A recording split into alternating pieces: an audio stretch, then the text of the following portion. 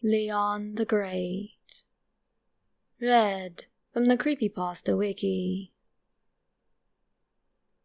In all my years of working at the morgue, the lunch breaks are the most agonizing.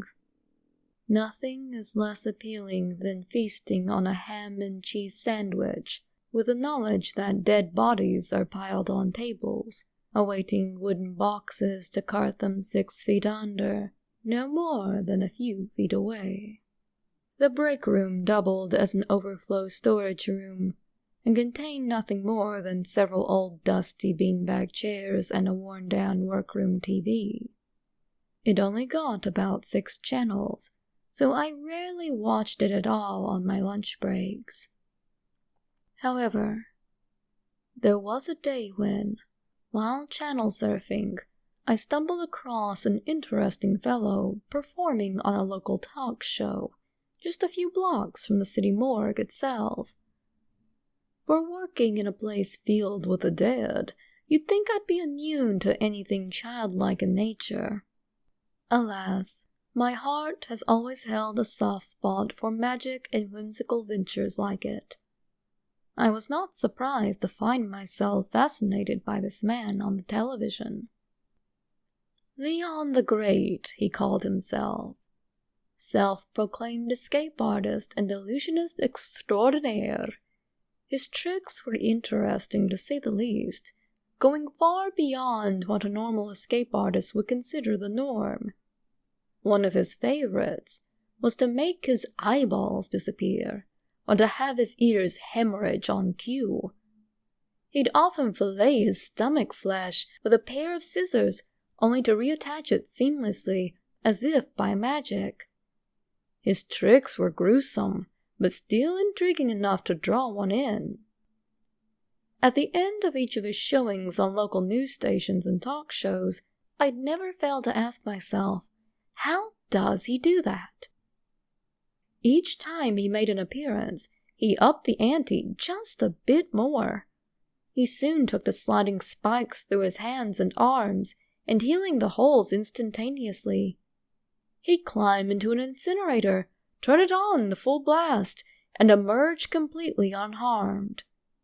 He once even slipped a particularly long one down his throat, pushing it out of a very delicate part of his lower body and withdrawing it unharmed.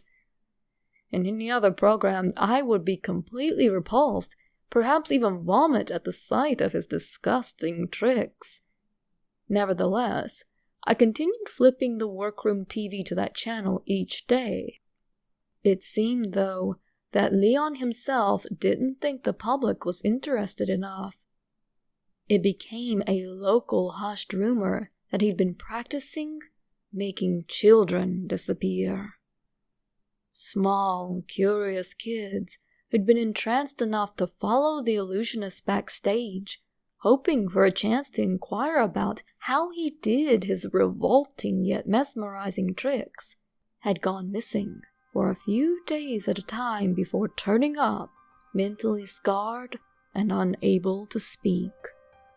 Adults didn't dare inquire what they'd been told, or what he'd practiced on them. His grand finale, however, wasn't planned at all. Driven mad by the overwhelming impulse to know how his tricks were performed, several angry townsmembers ganged together and planned an assault on Leon the Great himself. Trekking to his home, they barged in, ambushing the sleeping magician and delivering harsh blows to his head with metal baseball bats, impaling his stomach with wooden stakes, slicing his throat with butcher knives. Not one, not even Leon himself, could have survived the gruesome things they'd done to him. The culprits were never identified. When Leon arrived at the morgue, guess who was in charge of fixing him up? I found myself draining his blood, doing his makeup, tentatively suturing his gaping gashes and wounds. No matter what I did, though, I knew this was a closed-casket funeral for sure. Deep down, I was infuriated. I would never know the secrets of his tricks. The morgue decided it was better not to make the funeral public, for fear that Leon's gravesite would attract hordes of people driven mad by the secrets of his trickery. A secretive gravesite was chosen. On the day of the funeral itself, the morgue's employees are required to pay their respects separately before burial, at least in the morgue where I worked.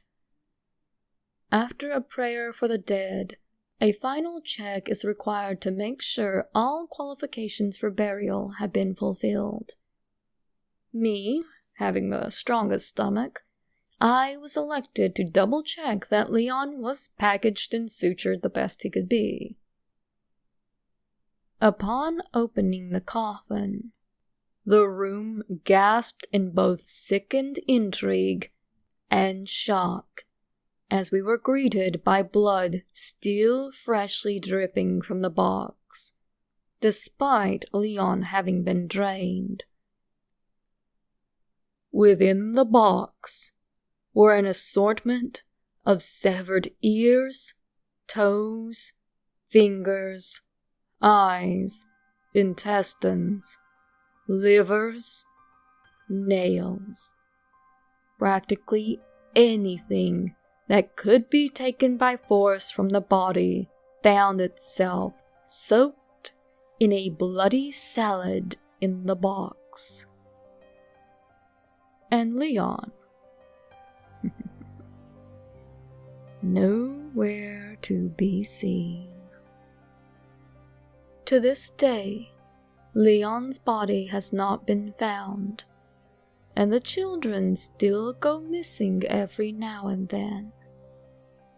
Once in a blue moon, every 11th child or so, they'll come back missing something important. An earlobe, perhaps, or a pinky. They are never more terrified, though, when they're not sure what they're missing. When they're not sure how he did it.